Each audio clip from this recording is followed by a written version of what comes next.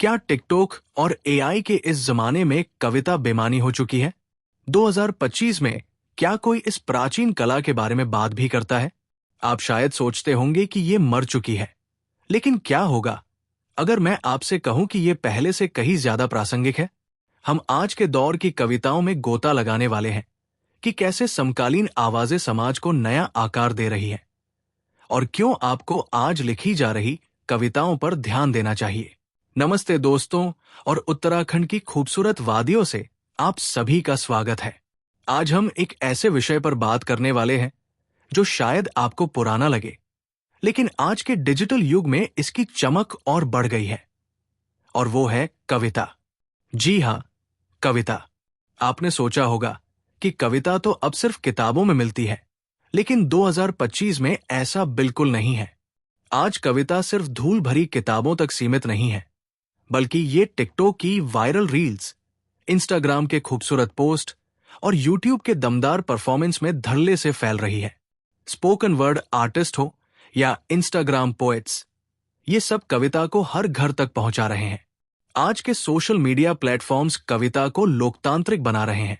पहले जहां कुछ चुनिंदा लोग ही कविता को लोगों तक पहुंचा पाते थे, वहीं अब एल्गोरिदम हर उस आवाज को जमीन दे रहा है जो कुछ कहना चाहती है। जनरेशन जेड के कवि अब डिजिटल स्पेस से निकलकर आ रहे हैं। ये नई आवाजें, नए अंदाज, युवाओं के साथ उनकी अपनी भाषा में जुड़ रहे हैं और कविता को एक नया आयाम दे रहे हैं। कविता हमेशा से हमारे समाज का दर्पण रही है। आज के दौर में जहां मानसिक स्वास्थ्य और पहचान एक बड़ी चुनौती है, समकालीन कवि अपनी चिंताओं, संघर्षों और जीतों को अपनी कविताओं में पिरो रहे हैं। वे युवाओं की भावनाओं को शब्दों में ढाल रहे हैं, और सिर्फ व्यक्तिगत ही नहीं, कविता विरोध का भी एक शक्तिशाली जरिया बन गई है। सामाजिक न्याय आंदोलन हो, जलवायु परिवर्तन के लिए एक्टिविज्म हो या राजनीतिक टिप्पणियां, कविता इन सब में एक अहम भूमिका निभा रही है। ये वास्तविक समय में हमारी आवाज बन रही है। एक ऐसी दुनिया में जहां ध्रुवीकरण बढ़ रहा है, कविता एम्पैथी और कनेक्शन को बढ़ावा देती है। ये हमें दूसरों के अनुभवों को समझने और उनसे जुड़ने में मदद करती है। अब हम सिर्फ पुराने क्लासिक्स तक ही सीमित नहीं हैं। आज LGBTQ+, बाइपॉक और दिव्यांग कवियों जैसे हाशिए पर मौजूद समुदायों की आवाजें मुख्य धारा में पहचान बना रही है। ये दिखाता है कि कविता कितनी समावेशी हो सकती है। अब कविता सिर्फ अकादमिक एलिट्स तक ही सीमित नहीं है। अब वो सबके लिए सुलभ और रिलेटेबल बन गई है।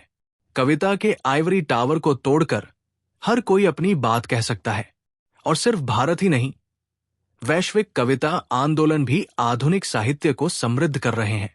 दुनिया भर की कविताएं एक दूसरे को प्रभावित कर रही हैं और नए विचारों को जन्म दे रही है। कविता सिर्फ मनोरंजन नहीं है, ये एक उपचार भी है। जर्नलिंग और सेल्फ एक्सप्रेशन के एक साधन के रूप में कविता का प्रचलन बढ़ रहा है। लोग अपनी भावनाओं को व्यक्त करने और माइंडफुलनेस के लिए कविता का सहारा ले रहे हैं। यहां तक कि स्वास्थ्य सेवाओं में भी कविता का इस्तेमाल हो रहा है। ट्रॉमा, ग्रीफ और मानसिक स्वास्थ्य के इलाज में कविता को एक थेरेपी के रूप में इस्तेमाल किया जा रहा है।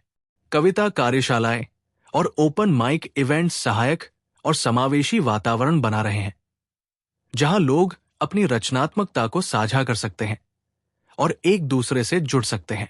आज सूचना के इस ओवरलोड के युग में, जहां चारों तरफ इतना शोर है, कविता हमें एक पल का ठहराव देती है। ये हमें संक्षिप्तता, गहनता और आत्मचिंतन का मौका देती है। प्यार, हानि, सुंदरता और जीवन के अर्थ की खोज, ये सभी मानवीय भावनाएं चिरस्थायी हैं, और कविता इन यूनिवर्सल थीम्स को लगातार व्यक्त करती रहती है। तो भविष्य कैसा होगा? कविता कैसे खुद को बदलेगी और आगे बढ़ेगी? मुझे यकीन है कि ये एक सदाबहार कला के रूप में बनी रहेगी, जो हमारी बदलती दुनिया में भी हमें जोड़े रखेगी और हमें अपनी भावनाओं को व्यक्त करने का एक माध्यम देगी। तो दोस्तों, मुझे उम्मीद है कि आपको ये वीडियो पसंद आया होगा और आपको समझ आया होगा कि 2025 में भी कविता कितनी प्रासंगिक है। अपने विचार कमेंट्स में जरूर बताएं और इस वीडियो को लाइक और शेयर करना न भूलें। हमारे चैनल को सब्सक्राइब करें ताकि आप ऐसे और भी वीडियो देख सकें। जल्द मिलेंगे अगले वीडियो में। तब तक के लिए कविता पढ़ते रहिए और खुश रहिए। नमस्कार।